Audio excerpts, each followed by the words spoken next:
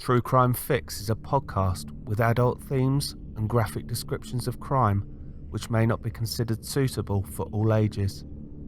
Please use your discretion when listening.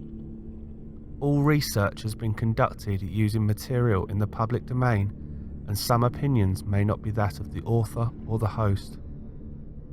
Please remember that all victims are someone's loved one, and all episodes are recorded in the utmost respect of their memory.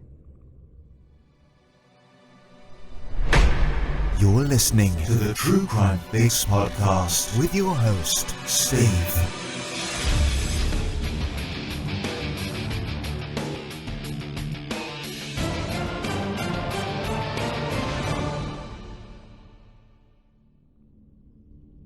Hello again, everyone, and welcome back to the second part of our 27th case together. As I say at the start of every episode, if you've enjoyed the show so far, please remember to subscribe on your chosen podcast directory, and all of the new episodes will automatically download for you upon release. You can also listen to the new episodes through the website too, so go over to www.truecrimefixpodcast.co.uk, and all of the episodes are at the base of the home screen. The episodes are also available now on YouTube, on the True Crime Fix channel, so please, if you have enjoyed the show, spread the word as far as possible. Please note that this is the second part of this case, so if you've not listened to part 1, please pause here and go and listen to episode 30, which was released last week. As this is a case which is incredibly complicated to unpick, I just want to do a brief recap of where we are so that everyone is up to speed. Hannah Witheridge was a 23-year-old from Hemsby in Norfolk, England. She was taking a break from her course at the University of Essex and had travelled to Thailand despite reservations from her family. David Miller was a 24-year-old from the Isle of Jersey. He was working for a mining company and he had been on a work placement in Australia and decided to stop off in Asia on the way back. He was planning to return to the University of Leeds and to his girlfriend Jessie Howarth in order to complete his master's degree. Both Hannah and David were staying at the Ocean View Bungalows, a cheap budget hotel for backpackers on Sairi Beach on the island of Koh Tao, which is off the coast of Thailand. On the 14th of September, the pair, who did not know each other beforehand and had met at the hotel, went to two bars, Chopper's Sports Bar and the AC Bar, before returning to the hotel. In the early hours of the morning of the 15th of September, David and Hannah were found bludgeoned on the beach by some Burmese workers from a local hotel. Both had items of clothes missing. David was in the sea, whereas Hannah was on land, but the distance between the two bodies was minimal. The bodies were less than 30 metres away from the entrance to their hotel. Due to the size of the island, there was not a large police force, so the scene was compromised early on, and graphic photographs of the scene appeared on social media. A bloody garden hoe and cigarette butts were found near the bodies. The police had named a number of suspects as outlined in part 1, but none of these had produced any positive results. The police were getting significant pressure from the world's media and the tourism department to solve this case.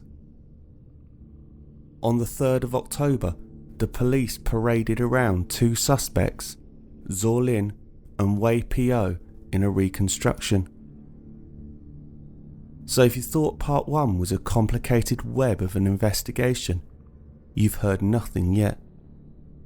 So ladies and gentlemen, this is your True Crime Fix. I'm your host Steve, and this is part 2 of the case written in memory of Hannah Witheridge and David Miller.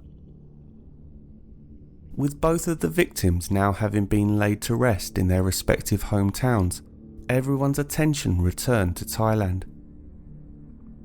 Police had had another breakthrough in the case. A black iPhone, which had been found at an address which was linked to Phyo. The Thai police, through checking the serial number with the National Crime Agency in Britain, discovered belonged to David Miller. Phyo claimed that the phone had been found on the beach and it was not a motive for murder or he had any connection to it.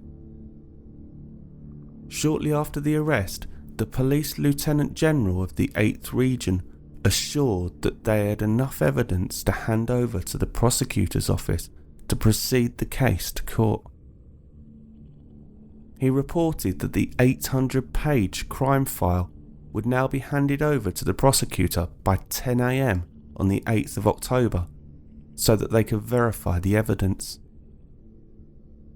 In turn, a team of 5 lawyers would trawl through the file to check that there was no holes in it. In response, human rights representatives who look after the rights of migrant workers, led by Andy Hall, instructed a team of attorneys and interpreters and sought permission from the Koh Samui Provincial Court to visit and interview Zaw Lin and Phyo. It was now that the pressure was being piled on the prosecutor's office. The media circus surrounding the trial accused the Thai authorities of a fixation on the Burmese, as well as chopping and changing the suspects. This coupled with the story of Sean McKenna, who himself fled the island in fear of being a scapegoat. In a story which broke on the 11th of October, the 26-year-old busker from Lanarkshire in Scotland posted a comment on his Facebook page stating, "The mafia are trying to kill me." He stated that he had got a cut on his arm when he was doing some bar work at the Touch Bar where he worked on the 9th of September. He said that he did not know who the killers were, but felt sure that someone on the island did, as he had been forewarned about who would be set up and used as a scapegoat. He stated, "I never said I knew the killers." He said, "If I died that night, it was the guy from," and the name was redacted, "who did it." He continued, "I think he knew who it was and needed a scapegoat." He then referred to his wound. "It would have been enough for me to hang myself in order for them to point the finger at me." Apparently Sean had been chased into a convenience store by a police officer and Montriwat Tuvekian, the person who first reported the bodies. This was one of many stories to emerge which involved either witness torture, bribery, or threats. Thailand's National Human Rights Commission commented on the situation later that week after more concerns appeared online about Phyo and Zaw Lin being scapegoats. Prinya Sirisarakan, who was the commissioner, suggested that the police should disclose more details about the case to clear the air. He said that during a meeting with the 2 suspects, they had confessed to the murder. He did say, however, that they did not look as if they'd been treated very well by the police. Andy Hall was the advocate for the rights of migrant workers, and he stated that there was a number of Burmese migrants who had reported to him with significant injuries which had been documented following police questioning. People came forward with bruises and lacerations, but the worst one that he saw was a man with bad blistering on his skin where the police had allegedly tipped boiling hot water over him. There was a police video that emerged at the time of Phyo confessing to the police of how he had murdered David and Hannah. He had 2 officers on the floor in the missionary sex position who were supposed to represent David and Hannah, and it showed Phyo using a prop which was supposed to represent the garden hoe, demonstrating how he'd attacked the pair, hitting David over the head first. I watched this reenactment, which is available online, and 2 things struck me immediately. I usually try to refrain from offering an opinion, but I need to here. Firstly, David had a girlfriend back in Jersey who apparently he was pretty serious with, so I'm not sure about the whole sex angle, but if this was the case, then why do it 30 metres from your hotel? But that is not the key question that I had. When you see the size of Phyo, you wonder how he is capable of subduing the larger David. However, the design of the garden hoe is to turn soil and has sharp pointed ends. Using that as a weapon, it would have been very easy to kill someone.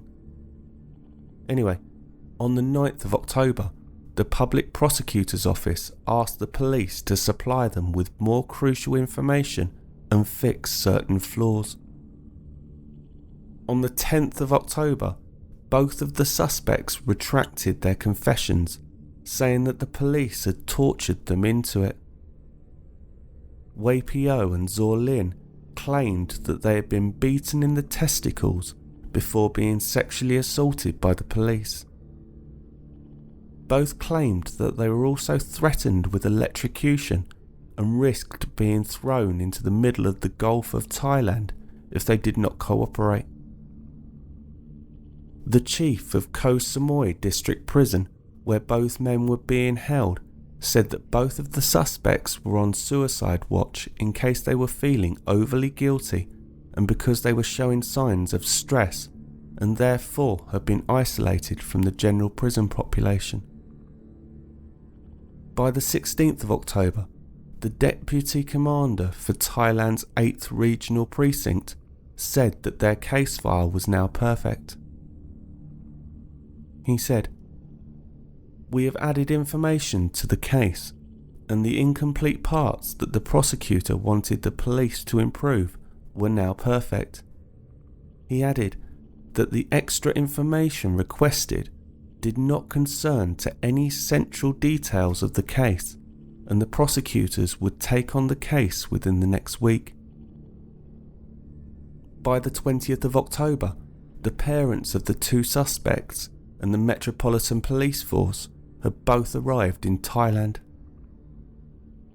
Tun Tun and Mei Thien were there for Phyo, and Phu Shui Nu and Theng Shui Yang were there for Zor Lin.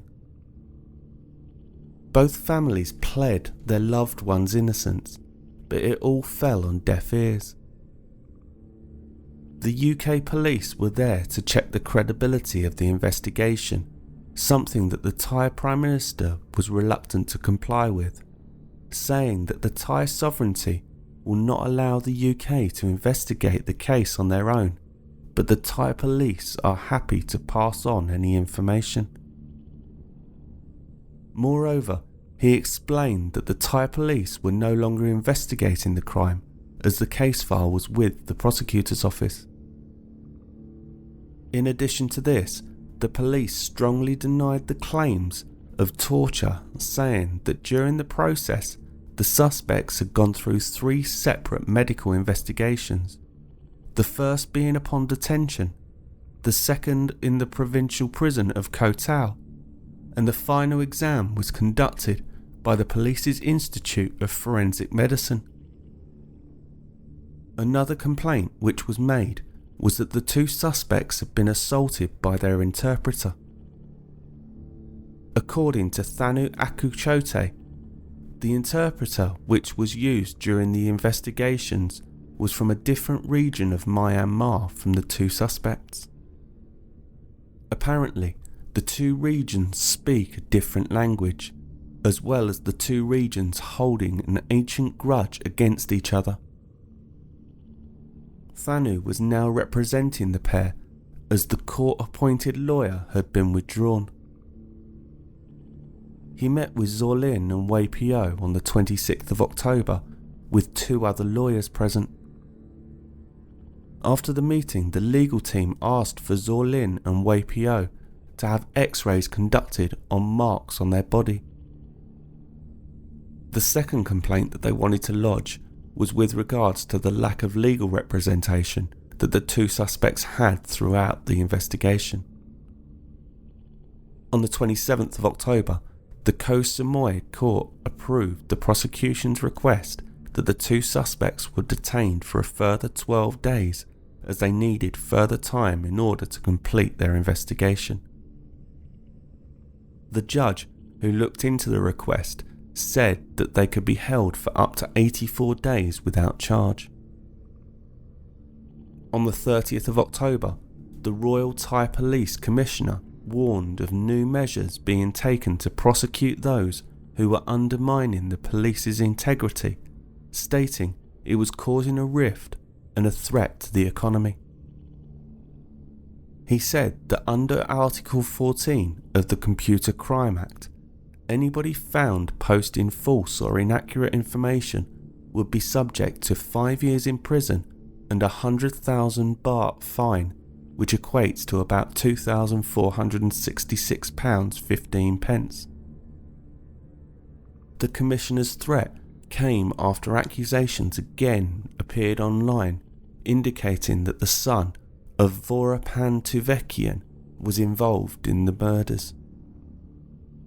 One post, which was widely shared, suggested that Varot had fled the island immediately after the murders, and the photo which his lawyer had shown, as mentioned in part 1 of the case, had been photoshopped. Mr. Tuvekian claimed that these false allegations had tarnished his family's reputation and business. Of course, this was not the only suspicion which was pointing to the Tuvekian family. Monchurot was of course the first person who initially discovered the body, chased down Sean McKenna in the convenience store, as well as having unauthorised access to the crime scene when the police were collecting evidence. Ultimately, Varot gave his DNA to the police, and the sample did not match the DNA found on Hannah's body. On the 11th of November, the police from the UK returned to England, having completed their work as far as possible.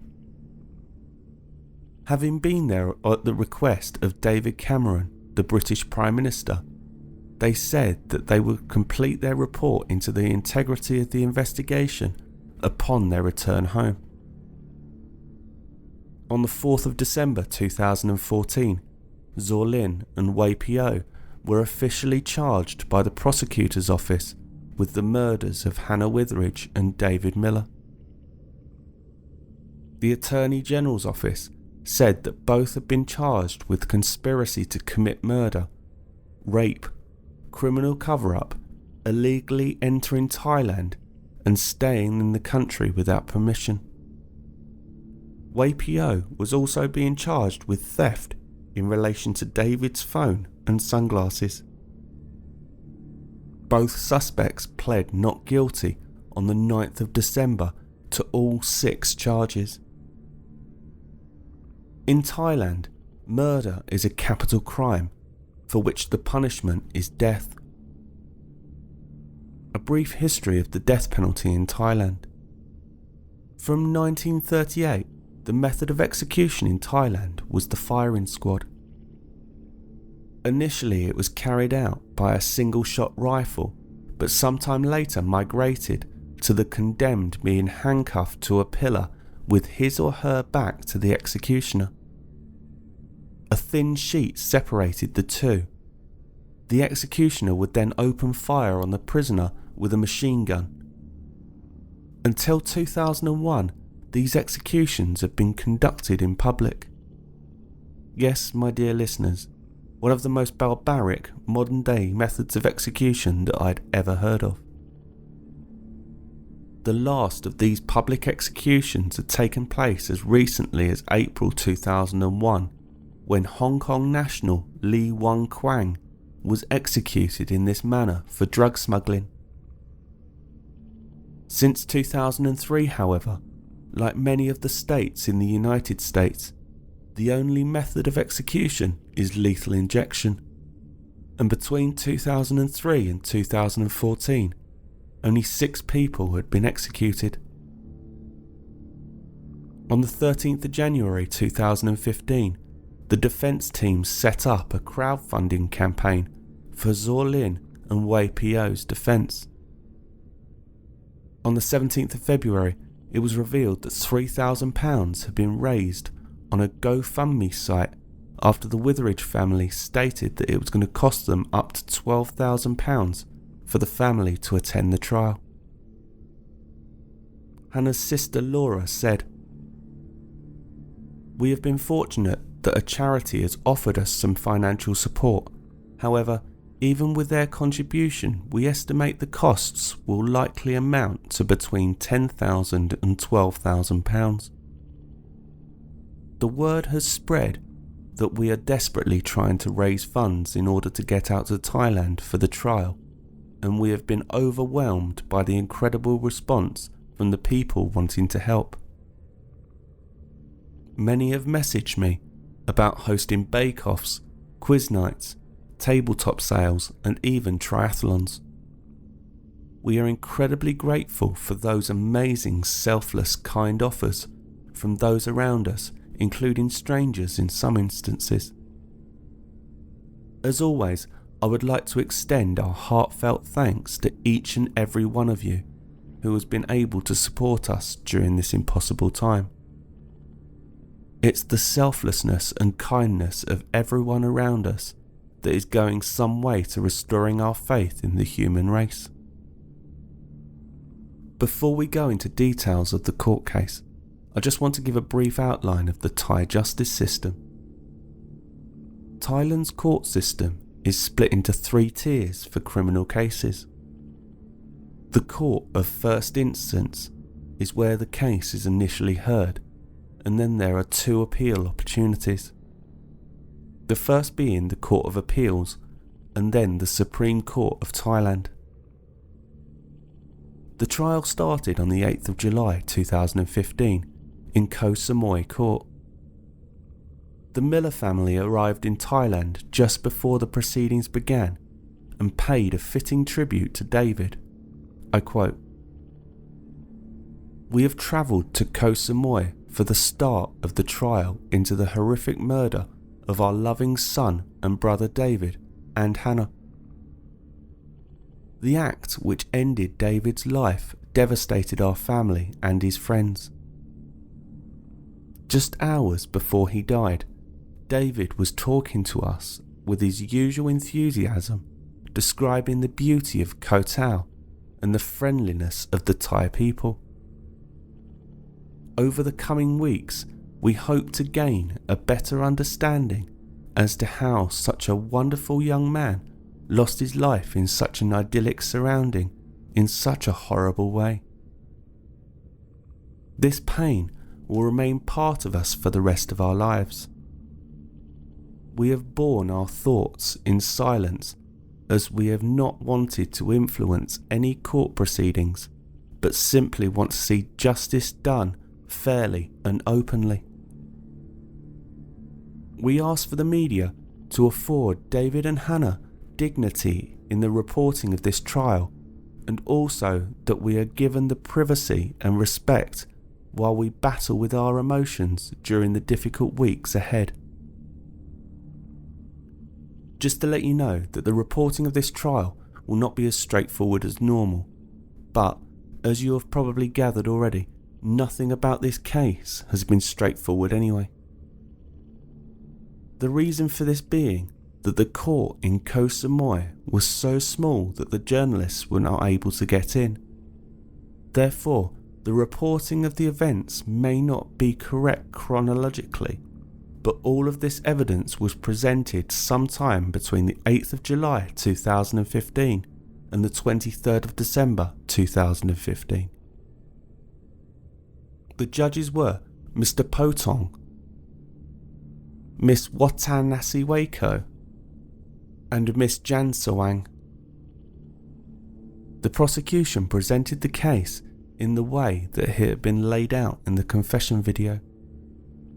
The two suspects had been smoking cigarettes on Syrie Beach and had noticed David and Hannah being intimate. Phyo had then attacked David over the head numerous times with the garden hoe before stealing his phone and dumping him in the water. After that, they attacked Hannah, grabbing her and holding her down, punching her in the face and body, rendering her unconscious before raping her and killing her with the same hoe and then fleeing the scene. They reported that when they were found, David was naked and Hannah had her skirt lifted up above her waist and her underwear removed. The prosecution described the scene, saying that there was a lot of blood and human flesh on the sand where the attack had taken place. There was also a pile of clothes that they believed to belong to both of the victims. They explained how the two bodies were moved from the position that they had been located in early on due to the concerns of the moving tide. They reported how the DNA was collected from the crime scene and was sent for forensic testing. Please avoid the next bit if you are not good with graphic descriptions. The results of the autopsy stated that 2 oblique jagged tear wounds were found on David's scalp, as well as his cheekbone and eye socket on the right side being broken, as well as his jaw. Hannah had similar oblique wounds to the head, but the force of those had penetrated through her scalp to the brain. Her skull around the forehead, as well as both cheekbones and eye sockets, were broken, as well as her upper and lower jaw. There were also bite marks around her right nipple, and the autopsy showed that Hannah had been raped both vaginally and anally. DNA was obtained from the saliva and semen found on her body. The police then presented the CCTV footage of the 3 men, including Momon, near the 7-Eleven shortly after Hannah and her friends walked by. Also, the CCTV of the Asian man running away topless was in the direction of Momon's house. Momon had an alibi though, as he had left before the attacks to visit his girlfriend. The men had finished work in their respective stores at 10 p.m, and as both were off work on the 15th of September, went for some beers on the beach and played guitar. On the second day of evidence, Police Lieutenant Colonel Nurad presented a list of exhibits relating to the case, including the garden hoe and David's phone, but failed to present any of the key forensic DNA, stating that it might have been destroyed. As I have mentioned, not a lot of information is available with regards to the prosecution's case, but it does appear that this investigation did have a number of flaws in it. For example, Dr. Porntip Rojanasunand, who was renowned for being Thailand's best known forensic scientist, was not allowed any involvement. In fact, during the trial she retested the garden hoe and found that the DNA on it did not match either of the 2 suspects, but did match David and another unknown male. It was pointed out as well that the police were very forthcoming with the fact that they suspected a Burmese migrant, despite the fact that they arrested a British backpacker as well. There was also the issue raised that when there were leads pointing towards the head of an influential Thai family, the chief of police steered the investigation away from it. The DNA found on Hannah's body, which matched the DNA on a cigarette, matched the suspects. In court, an officer who took the swabs from Hannah claimed that the DNA extraction started at 8 a.m, a recollection in itself which could not be correct, considering the pathologist recorded the autopsy beginning at 11 a.m. The successful profiling was completed by 10 p.m, less than 12 hours to obtain DNA from at least 3 people, Hannah and the 2 suspects. Jane Topin, who was a renowned Australian forensic scientist, questioned the plausibility of working this quickly and getting accurate results. She explained that extracting DNA from a mixed sample was a difficult and time-consuming process. Ms. Topin was not called to testify in court, despite being there on behalf of the defence, as it appeared that neither side nor the 3 judges understood the complexities of DNA extraction. The prosecution provided the court with a 1-page report which showed visible alterations and no explanations as to why the results had been altered. Despite the fact that Miss Topin was there as a defence witness, they never called her to cross-examine the match which was presented in court. When Zorlin and Phyo were put on the stand by the defence, they told of their experiences which forced a confession out of them. Phyo said, I quote, "They kicked me in the back, punched me and slapped me. They threatened to chop off my arms and legs and throw my torso into the sea and feed the fish. They also said that they were going to take me into another room and electrocute me. Police told me that I had no passport and no rights, adding that he had been told that Burmese migrants had died before for not telling the truth. But as mentioned earlier, the prosecution had evidence of 3 separate checks that had been done on the suspects. The most frustrating part about this case is that I cannot find anywhere information of the actual evidence presented to the court by the prosecution. The majority of this evidence has come from documents held by organisations such as Amnesty International and the Burmese workers' rights groups, which understandably slanted it in one direction, much like many of the Netflix documentaries that we all enjoy to binge watch. On the 24th of December 2015, the 3 judges sitting in court found the defendant Zorlin and Phyo guilty of all charges. As I mentioned earlier, murder is a capital crime, and therefore both men were sentenced to death.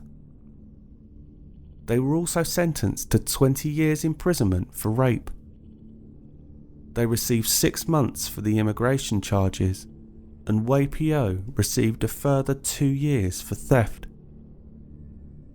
The end of the judgment reading though, as both defendants have been sentenced to death, this is the only sentence that they will serve.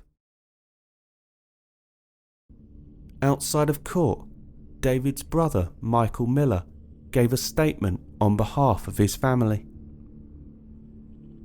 We believe that, after a difficult start, the Royal Thai Police conducted a methodical and thorough investigation. Having listened carefully to all the evidence, and despite what their lawyers say, it is our opinion that the evidence against Phyo and Zorlin is absolutely overwhelming. They raped to satisfy their selfish desires and murdered to cover up that fact. They have shown no remorse during the trial. Initially, they confessed for almost 2 weeks and then recanted in an attempt to avoid justice. We hope the campaigners who have relentlessly publicised this case will respect the process of law and the decision of the court. We believe the correct verdict has been reached. Finally, we'd like to thank everyone who has supported us over the last year. Our thoughts are also with the Witheridge family and the horrors they are also enduring with so much dignity. Our lives have been changed forever. Nothing brings David home. No last hugs, no goodbyes. But whatever our anguish, the love we have for David can never be taken away. Our 24 years of memories and his beaming smile will always be cherished. David was intelligent and hardworking. He was caring, inclusive, enthusiastic, and fun. He is irreplaceable to us. Our hearts will always be filled with the brightness that he brought to our lives. We remain so proud of him. We and his friends miss him terribly. Andy Hall from the Migrant Workers' Rights Network gave his comments on behalf of Zor Lin and Wei Phyo's family. We disagree with the verdict and the lawyers will be preparing an immediate appeal. The defendants have said today that whatever the decision, they accept the decision, but they believe very strongly that one day the truth on this case will come out, and they're confident that during the appeal process they will be acquitted. The Witheridge family gave the following statement. As the trial concludes and the verdict is delivered, our family once again find ourselves in the path of a whirlwind of emotions and difficulties.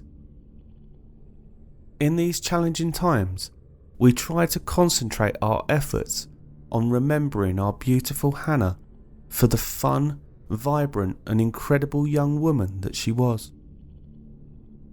Had her life not been tragically and unnecessarily cut short, she would now have completed her master's degree in speech and language therapy and would be about to embark on a fulfilling and worthwhile career. She would have gone on to make a significant difference to so many people's lives. On the basis of Hannah's dedication and passion for speech and language therapy and her excellent feedback she received during her placements, the University of Essex has introduced an award for outstanding excellence in clinical placements in her memory. It will be named the Hannah Witheridge Award for Clinical Excellence. Hannah will be the first recipient. As a family, we are touched by this beautiful tribute to Hannah as the hard-working, dedicated young woman that she was. The past year has served as an unimaginably impossible time for our family. We have found the trial process extremely difficult, and our trips out to Thailand to attend court made for particularly distressing experiences. We found listening to proceedings very challenging, and we've had to endure a lot of painful and confusing information. We now need some time as a family to digest the outcome of the trial and figure out the most appropriate way to tell our story. If you thought that the controversy was going to stop there, then you're well and truly mistaken. The activist group We Are Anonymous posted a video online against the Thai police. Anonymous has learned that the Thai police have accused innocent people before, and would rather blame foreigners or migrants for such crimes so as to protect their tourism industry than accuse their own Thai locals, that may deter tourists from choosing Thailand as their holiday destination. Anonymous is against any government who use prisoners, including innocent prisoners, for the benefit of getting a quick conviction to solve a case or for any kind of other publicity stunt for whatever purpose. Anonymous views these findings that we have learned a disgrace to the Thai police with the way in which they handle their investigations of serious crimes that have been committed on their islands against foreign tourists. As a result, the Thai police systems were hacked. Following the passing of another British tourist on the island of Koh Tao, Luke Miller, on the 8th of January 2016, Laura Witheridge, Hannah's sister, posted a message on Facebook with regards to the way that the Witheridge family had been treated throughout the investigation. Hannah's family had kept quiet about their experiences before this. I'm quoting the post verbatim. So, as some of you may have already seen, there's been another death of yet another British national on Koh Tao. I wasn't going to post anything, not until I logged on here this morning to see that a friend had shared the link warning people not to go there. It wasn't the sharing of the link or the warning that triggered this lengthy status, as I hope that people do share these things and try and warn people not to go. It was the ignorant comment someone made about how Thailand is the most beautiful place in the world, and it frustrated me this morning. Aesthetically, on a postcard or a photograph maybe. However, literally, I have to disagree. Lots of things look beautiful. You only have to consider a lion or a tiger. Beautiful to look at, yes, but get too close and they will tear you apart and feed you to their young. My point being that aesthetic beauty can lure you into a very dangerous trap. Since Hannah was taken from us, I'm continually asked whether I would warn the world against the dangers of Thailand. I am asked if I will warn people because I might just save someone's life. This person's comment serves as the perfect example of why I would be wasting my time.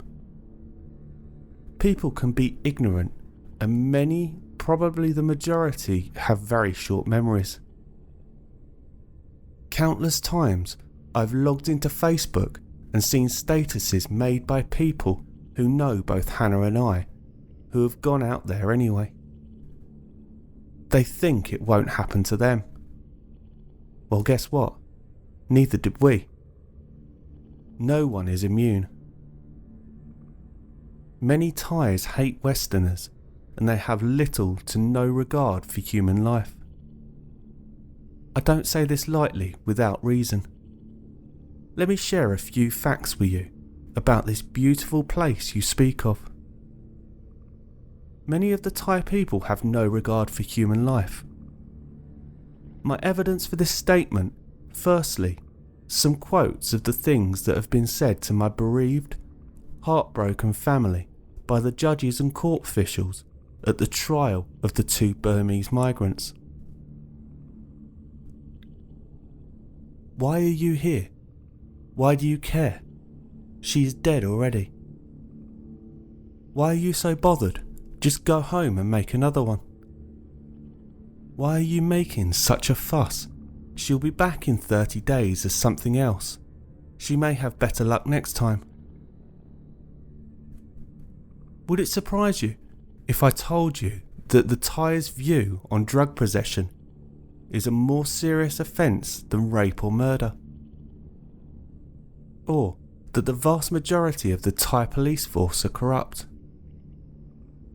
What if I told you that when we went to Thailand to bring Hannah home, we were offered the opportunity to go to the Royal Thai Police headquarters for an official update, but that on arrival we were taken into a large room, left there for 5 minutes before the doors opened and around 200 journalists were allowed into the room, and we were ambushed by this mob of hungry journalists shoving cameras in our faces.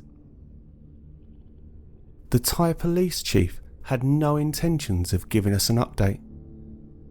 After all, the bungled investigation meant he had nothing to tell us.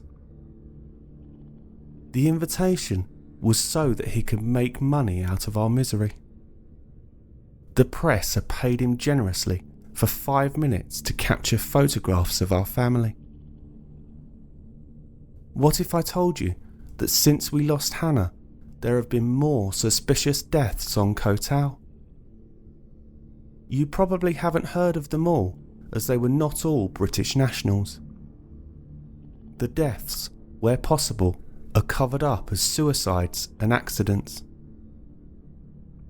This would have happened with Hannah if it had not been for the hideous brutality of her passing. Luke Miller is the latest casualty of Koh Tao.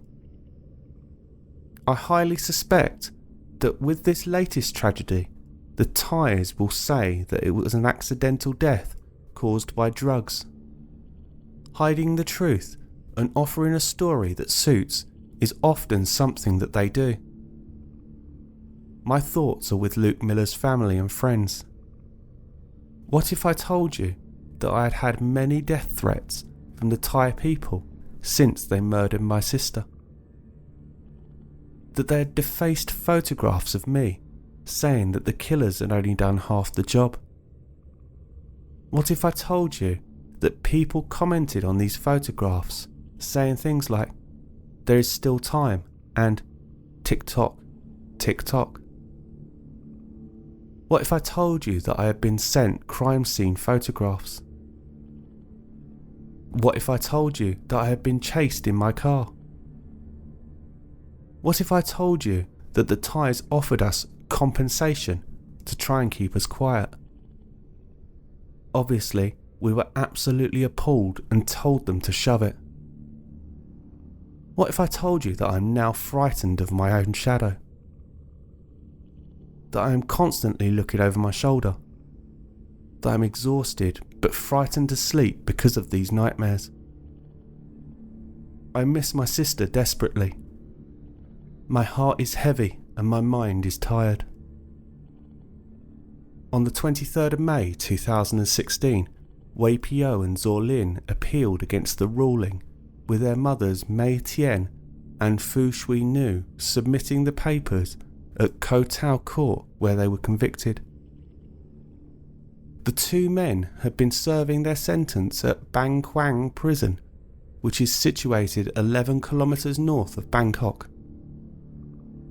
Andy Hall stated, "We have major problems with the judgments, particularly over the DNA evidence, and we do not believe that the court can say beyond a reasonable doubt that Lin and Phyo were responsible for the events that took place in September 2014. The appeal was heard at the Court of Appeals on the 1st of March 2017. Neither Lin or Phyo were at the court as the judges upheld the original verdict. David Miller's family were there at the hearing, and the family gave a statement afterwards which seemed to be a synopsis of what had been presented in court. I quote, "We have always said that we did not want innocent men sentenced, nor guilty parties acquitted on a technicality. In the end, the evidence is overwhelming, and we feel that justice has been done." During autopsy, semen in Hannah's body had been found, and this was analysed in the Accredited Institute of Forensic Medicine and Pathology in Bangkok, well before the two guilty men were detained. This find triggered an extensive DNA testing of all workers and inhabitants around the crime scene, eventually leading the police to the link that they sought, and to Lin and Phyo, they said. Their DNA was retested in court and found to match the results from the sample taken at the autopsy. The defence team was given the opportunity to retest the autopsy samples, and they declined, despite our requests to do so. That moment was telling. Apart from the forensic tests, circumstantial evidence also pointed to the same direction.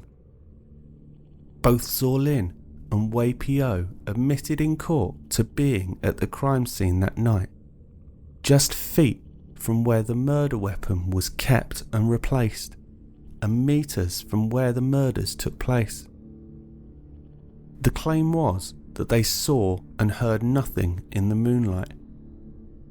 Our own visits to the beach on Koh Tao under a similar moon make this claim impossible for us to believe.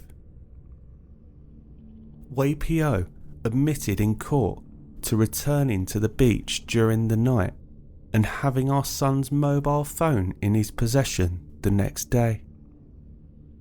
His friends had given evidence that he tried to sell it to them before attempting to destroy it. We were able to confirm the identity of David's phone via its IMEI number, and this number was matched to the recovered phone in court. Upon detention by the police, Zorlin and Phyo were held and initially interrogated in separate locations, with multiple witnesses testifying that they saw no mishandling nor evidenced any sign of torture. Their claims of torture were never corroborated, and Zorlin's explanation in court of why he had no marks of the beating that he described was extraordinary. He claimed that these marks were removed by a police medication rubbed on him after the torture was finished. In court, we also heard from them that they had told their first lawyers appointed by the Solicitors' Council of Thailand and anyone else that asked that they were guilty. This included fellow prisoners, doctors, interpreters, and the police. We now believe that it was simply press and internet attention in the week following the crime reconstruction that induced this guilty pair to change their admissions of guilt to pleas of not guilty. The claims of torture being merely to explain their change of plea. Zorlin and Phyo will now have time in jail to reflect on their horrific crimes. The defence, however, said that they would continue to fight, arguing the circumstantial evidence and the unreliable police testing procedure. Andy Hall again commenting that the courts had not proved the guilt of Zorlin and Phyo beyond a reasonable doubt. Zorlin and Phyo were given 30 days to appeal to the Court of Appeals in order to get a hearing at the Supreme Court, Thailand's highest judicial court. This was submitted, and on the 22nd of September 2017, permission was accepted for the final appeal. Zorlin and Phyo's Thai lawyers submitted the 319-page final appeal document. The appeal was on the basis that the two men had been denied justice and fairness throughout the trial and are innocent despite the death sentence. They stated that Thai police had violated standard police procedure in the collection of DNA and phone records. The phone records related to a case at the Royal Courts of Justice in London, where the National Crime Agency illegally gave phone records to the Thai police, which in turn helped convict both men. They cited an example of a case 6 years earlier where the Supreme Court had overturned the sentence because even though there was a confession, there was not significant evidence for the death penalty. On the 29th of August 2019, the Supreme Court again dismissed the application, meaning that the execution would go ahead. In Thai law, the two men were able to apply for a royal pardon within 60 days of the dismissal of their appeal. If this is dismissed, then the execution would go ahead with no further rights to appeal. Neither man showed any emotion as they listened to the judgment through an interpreter. On the 29th of October 2019, the Lawyers' Council of Thailand submitted the appeal letter on behalf of Zorlin and Phyo. Hitur Shit, who was representing the pair, said, "In the appeal letter, we are requesting that the death sentence be commuted, as the two are young and supporting their widowed mothers. Some think that the two will be acquitted if the King grants a pardon. I have never heard of such a thing. The death sentence, at best, will be commuted to long-term or life imprisonment. I have never seen an acquittal." At the time of recording, the result of this request has not been announced, and if there are any updates in the future, I'll keep you up to date. So that ends the legal side. I think that the lack of transparency in this case causes for an issue for anyone who has an opinion on it. As I've mentioned before, there are a lot of vocal groups for the defence, but it is unclear what they are basing it on. Whereas information in the UK, US and Australia, places that I have covered cases from before, is more readily available, the case against the two suspects is not clear. But it has managed to get through 3 courts, which means there must be some merit to it. But as I've said before, I don't like to air my own opinions on this podcast. Please let me know your thoughts through social media, as I really cannot make my mind up.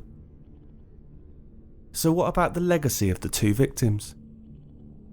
On the 22nd of July 2015, David Miller was awarded a first-class master's degree from the University of Leeds posthumously for his civil and structural engineering course. David's mother Susan and girlfriend Jessie were there to accept the degree on his behalf. The university's Pro-Vice-Chancellor, Vivian Jones, also paid tribute to their former student. But one of today's graduates is not with us. David Miller, who should have completed his MEng in Civil and Structural Engineering this year, was murdered in Thailand last September. He was hard-working, bright and conscientious, with everything to look forward to. And his death is a terrible loss to the university, to the engineering profession, but above all, to his family and friends, who are here to receive his posthumous award. I'd like to extend a very special welcome to them, both personally and on behalf of the university. Thank you.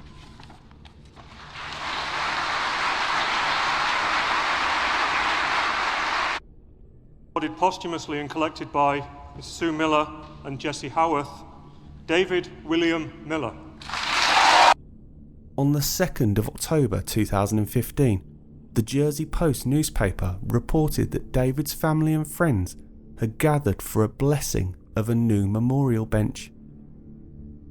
Dave's bench is now situated on Jersey's north coast cliff path between Claremont and Grenay.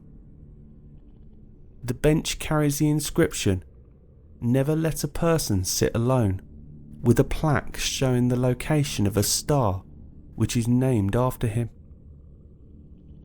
The Norfolk Police Force named an award at their Safer Communities Awards event after Hannah.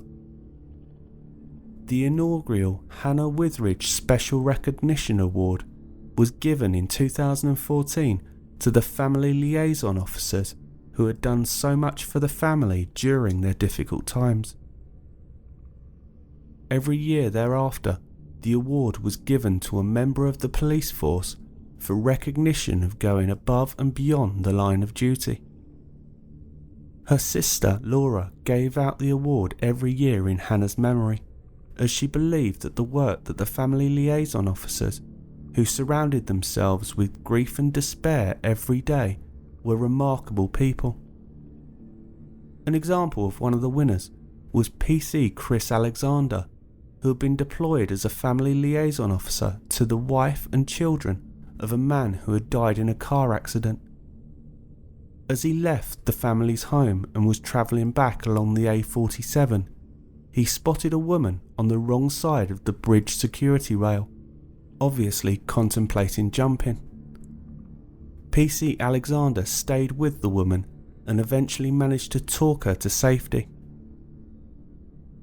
Since the death of their daughter, unfortunately her mother and father, Tony and Susan, have separated.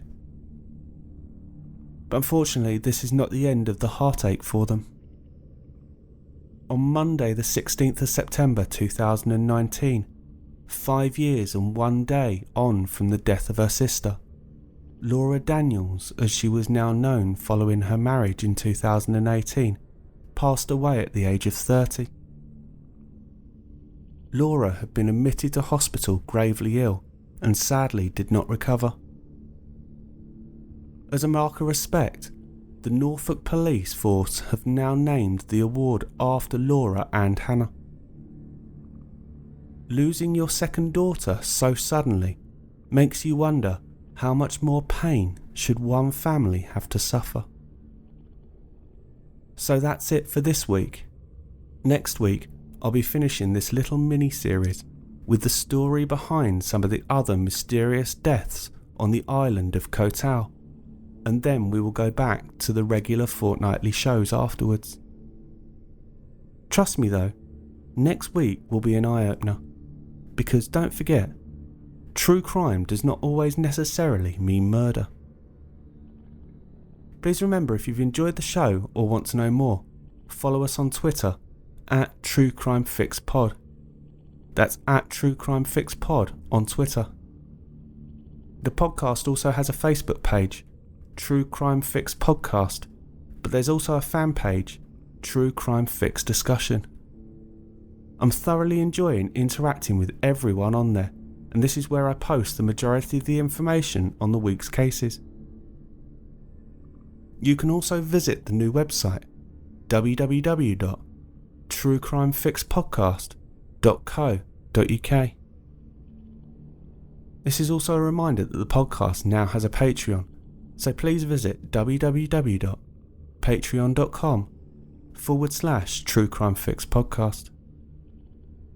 I also have an Instagram account, so search True Crime Fix or go to @TrueCrimeFixPod on Instagram. Also, if you have any suggestions or feedback for the show, please contact me at truecrimefixpodcast@gmail.com. That's truecrimefixpodcast@gmail.com, or go to the Contact Us page on the website. Until next time, stay safe, look after each other, and live life to the fullest, because you never know who or what might be coming around the next corner. Take care, everyone.